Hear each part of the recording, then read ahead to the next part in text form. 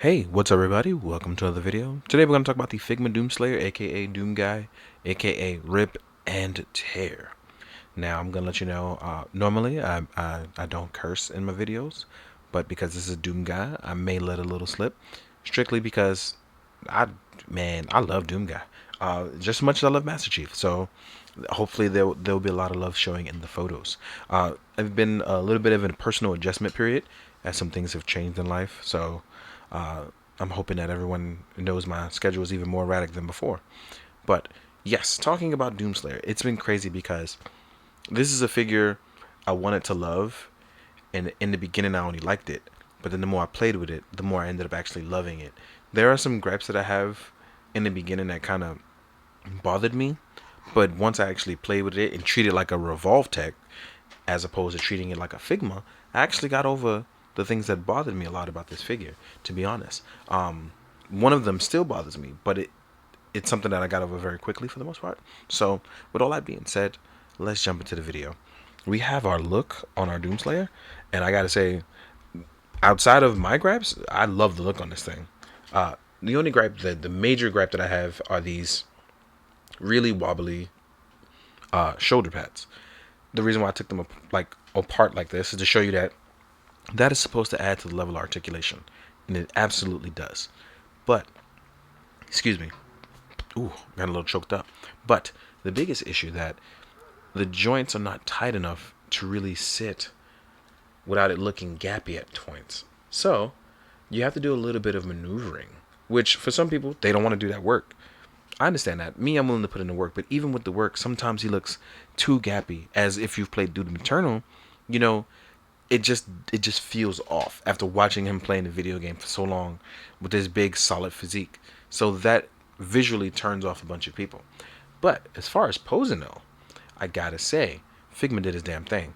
They really did a great job of working through some of their weak points with this.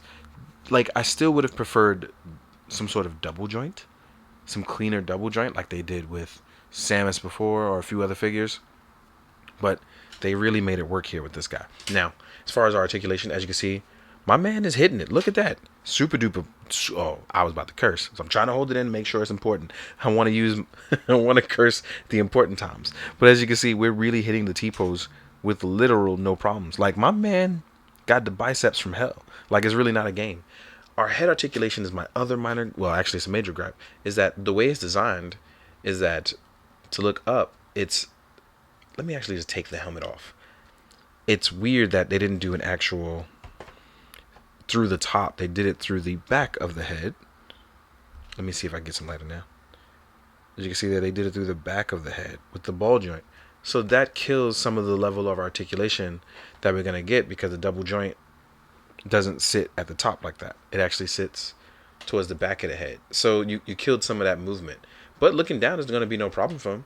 But it's definitely weird because you won't be able to like look up in a way, right? We have our bicep swivel. We have a single joint that rotates all the way up and through. So you're flexing. But as you can see, his muscle definition does get in the way.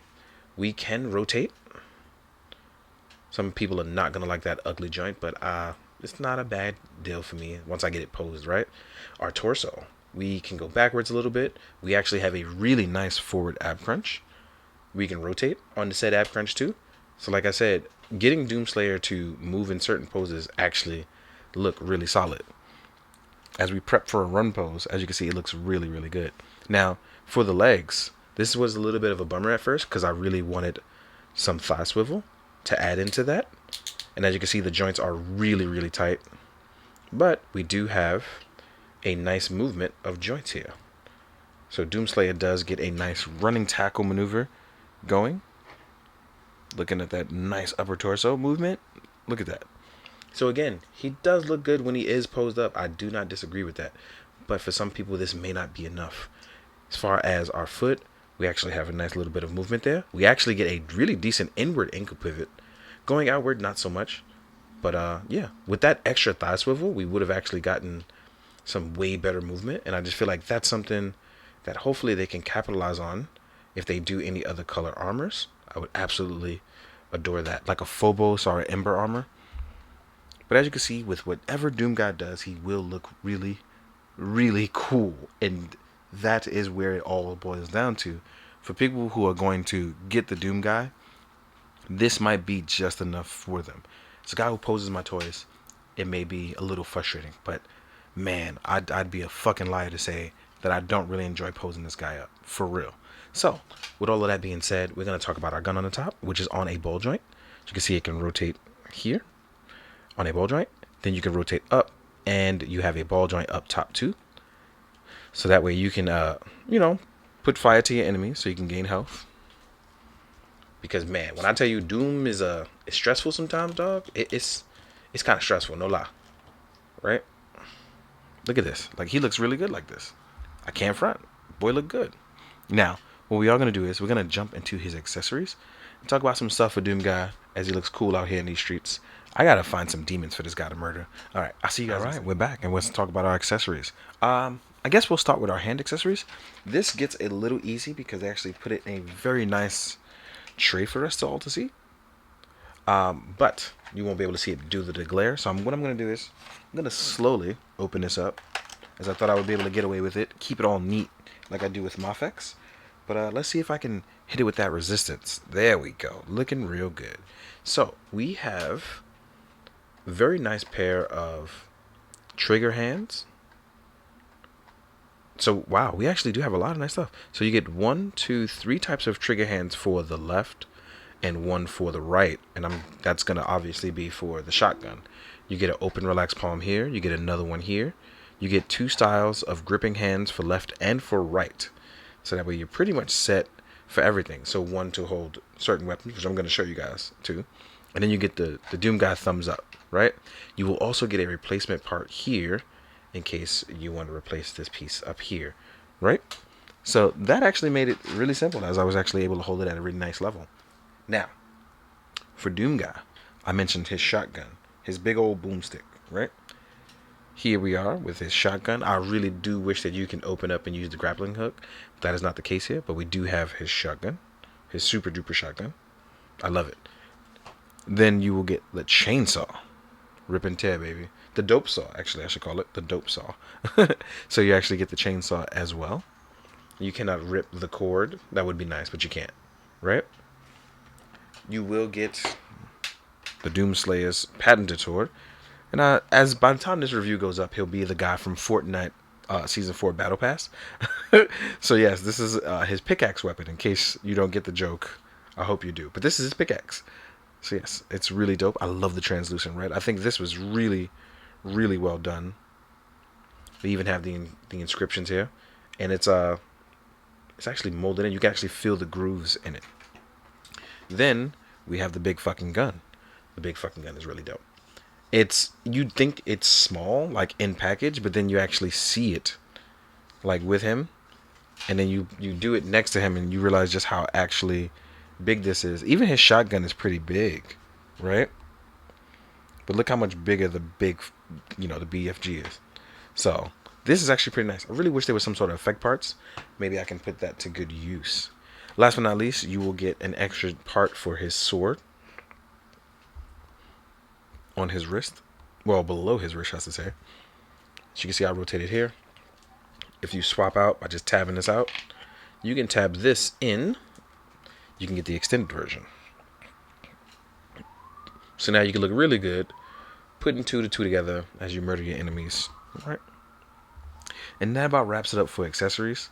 Oh, he does come with a really nice stand. One that normally doesn't come with Figmas. His is more round for the hefty size of him. And you will get extra joints. I normally don't take these out, but his stand is actually pretty different. But yes, that about wraps up the accessories. Now what we're going to do is we're going to take the time. I'm going to clean up my desk, and we're going to jump into size comparisons. I'll see you guys in a sec. All right, now we're going to jump into the size comparison. The first thing I want to do is compare it to the McFarlane one. And I actually was able to find this one, luckily, at a Rite Aid. So I was able to compare it. So here we are with McFarlane's 7-inch and next to the Figma, which is about, I'm actually unsure, because he's actually a little bit bigger for a Figma. But as you can see, the one good thing about McFarlane that it does not break any sort of scope. So if you want that impending Doomslayer look, you will absolutely get that in the McFarlane. Whereas with the Figma, there's a lot of breakage, but you get tons of articulation. So you have to pick and choose, right? Now, we're going to do it with his brother and saviors. Here we are with the 1000 Toys, aka the Sentinel Master Chief. And I know a lot of people say this Master Chief is a little too small, but I actually really like this size between those two. Like Doomslayer is a little bit smaller. I would have liked him to have been close to Master Chief, but I think for a Figma, he's actually a really good size. So I like that he's close to Master Chief. And when we compare him to, let's say, something like a Marvel Legends, let's actually put it over by him. Let's get those feet flat for DD. He actually is much bigger than that of a Marvel Legend. So, it to me, it kind of works out in a lot of ways. But it may not work out for everyone. Let's take Chief away. Here we are next to a Scarab from Valaverse. I've taken these guys back out because recently I was doing some photos with them. Then we have G.I. Joe Classified Outback. So DoomGuy is a big and buff guy, but he is closer with that of domestics, which makes him at least 6 inches tall, right? So let's take these guys away. Ooh. Next up, we have Mezco. So here is Mezco Me. So we can get that nice size comparison. And he is technically bigger than a Mezco. Ooh. So there is that as well. So DoomGuy isn't as small as everyone thinks that he is. I, for one, thought he was going to be really small because it was Figma, especially after the mishap that they had with the Figma Predator. Like, that sucked. Like, he was tiny. Like, really tiny. And here we are with a Mythic Legions across the board for them. As you can see, it's not too terrible. Not too terrible at all. Let's take these guys away. Next up, since we're talking about Predator, I chose a NECA Predator because the Mezco Predator I actually have on display right now, and I have him in a really nice pose, so I don't want to change that. But we actually know that he is close to in size, so here we are with a NECA Predator, in case you wanted to get ridiculously large and in charge to compare with. And in honor of him being in Fortnite, I thought it was funny, so I wanted to choose some Fortnite skins to go up against him. So here we are with Meowscles, one of my personal favorites. And then we have Sky here. Right? So I just thought it would be cool to compare it, considering he's in the Battle Pass right now. Shout out to all my homies that I play with on Fortnite, because we be having a good time getting murdered. We occasionally win, but we be getting spanked by PC players, man. Every time we get up against a PC, we be losing. So we got to get good, man. We got to get good. Last but not least, Kuga is not here today because he is on a new permanent display. So I have to bust out the extras. I have to go find them. But here we are with Kamen Rider Revice. So you can see how he is stacked up next to an SHF. And as you can see, most Figmas normally are smaller than SHF. But this guy's actually much bigger. So you have to see that to believe it. Oh, quick bonus at the end. Just in case you want to go up against some demons, I have some of the NECA Crypt Keeper. You took the cloth on it and you get one of these guys. So I'm actually going to be using these guys as demons in my photos. So that way you have a nice bonus for what they look like. Thank you so much, guys, for sticking it out through this video, as it's been quite joyous for me, but hopefully very good for you as well, too. I hope you guys enjoying the holiday season. Hopefully I can get this up before Christmas. And if you don't celebrate Christmas, happy Hanukkah, happy Kwanzaa, happy solstice, happy whatever holiday it is. I'm just hoping I get them all. For real, please enjoy. It's supposed to be a time we can get together with our loved ones, or if you like being alone, get alone with your inner self, meditate, and I hope you really are doing the best you can to make it through these days. Bundle up, stay warm, and as always, please, be good, do good, drink your water, guys. Later.